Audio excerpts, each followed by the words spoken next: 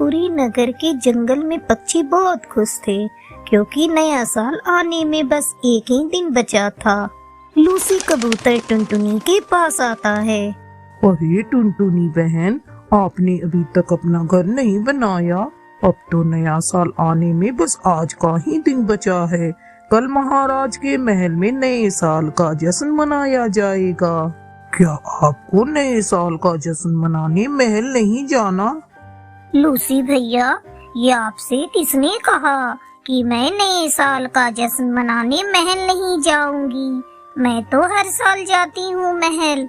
लेकिन टुनटुनी बहन, चील महाराज ने इस बार नियम में कुछ बदलाव किया है।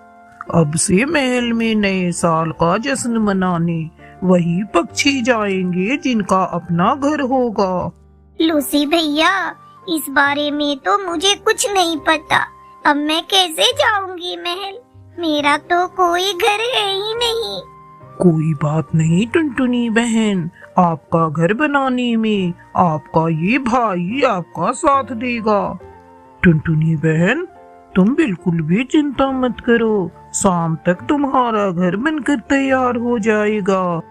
फिर लूसी कबूतर और टुनटुनी चिड़िया मिलकर घर बनाने लगते हैं।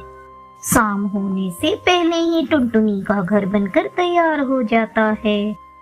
टुनटुनी बहन, घर तो पूरा बन गया। उन दोनों को घर बनाते कालू कौवा छिपकर देख रहा था और उनकी बातें भी सुन रहा था। अच्छा, तो ये टुनटुनी इस लूसी के साथ मिलकर नए साल की पार्टी में जाने के लिए घर बना रही है। जब मैंने इससे कहा था मुझसे शादी कर ले, मैं तुझे रानी बनाकर अपने घर रखूंगा, तो इसने मुझे सारे पक्षियों के सामने थप्पड़ मारा था। जंगल के पक्षियों के सामने इसने मेरा अपमान किया था। आज मुझे मौका मिला है, मैं इसका घर तोड़ दूंगा और अपने अपमान का बदला लूंगा। मैं अभी यहीं छिपकर बैठता हूँ और इन दोनों के जाने का इंतजार करता हूँ।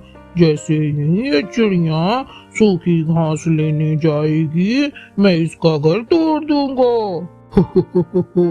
बड़ा मजा आएगा जब ये चिड़िया अकेली जंगल में नए साल का जश्न मनाएगी और मैं महाराज के महल में नए साल का जश्न मनाऊंगा, अच्छे अच्छे पकवान खाऊंगा। जैसे ही लूसी कबूतर और टुनटुनी चिड़िया सूखी घास लेने के लिए जाते हैं, कालू कौवा टुनटुनी का अभी अभी बना हुआ घर तोड़ देता है और उसे दूर फेंक देता है। उस चिड़िया ने मुझसे शादी ना करने को मना किया था। आज तक किसी की जरूरत नहीं हुई मुझे ना कहने की।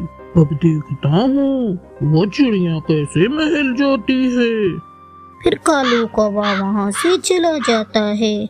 थोड़ी देर बाद जब टुनटुनी और लूसी कबूतर सूखी घास लेकर लौटते हैं तो देखते हैं वहाँ तो टुनटुनी का घर था ही नहीं। टुनटुनी रोने लगती है।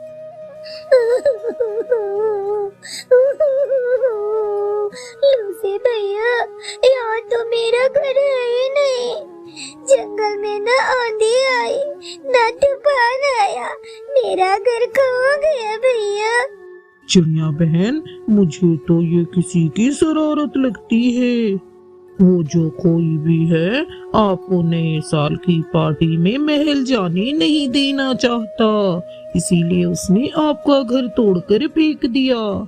इस जंगल में ऐसा कौन कर सकता है आपके साथ? मुझे पता है ये काम किसने किया होगा। ये काम जरूर उस कुलमुहे कालू का है। उसी ने मेरा घर तोड़ा होगा। वो कलमुहा कब से मेरे पीछे पड़ा है, कहता है मुझसे शादी कर ले, लेकिन हर बार मैं उसे मना कर देती हूँ। शायद इसी की वजह से उसने मेरा घर तोड़ा है। वो मुझे खुश देखना नहीं चाहता। टुनटुनी बहन, अगर आप महल में नए साल की पार्टी मनाने नहीं जाएंगी तो मैं भी नहीं जाऊंगा। लूसी भैया, आप मेरे लिए नए साल की पार्टी मनाने से क्यों मना कर रही हैं? आप जाइए, मेरा क्या है, मैं यही ठीक हूँ। टुनटुनी बहन, मैं आपका मुंह बोला भाई हूँ। आपको दुखी देखकर मैं कैसे खुश हो सकता हूँ। उधर महाराज के महल में नए साल का जश्न शुरू हो जाता है।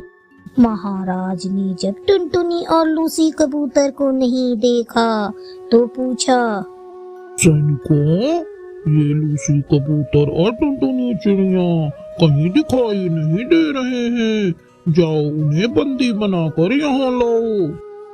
लूसी, टुनटुनी, क्या तुम्हें पता नहीं, नए साल का जश्न हमारे महल में मनाया जा रहा है।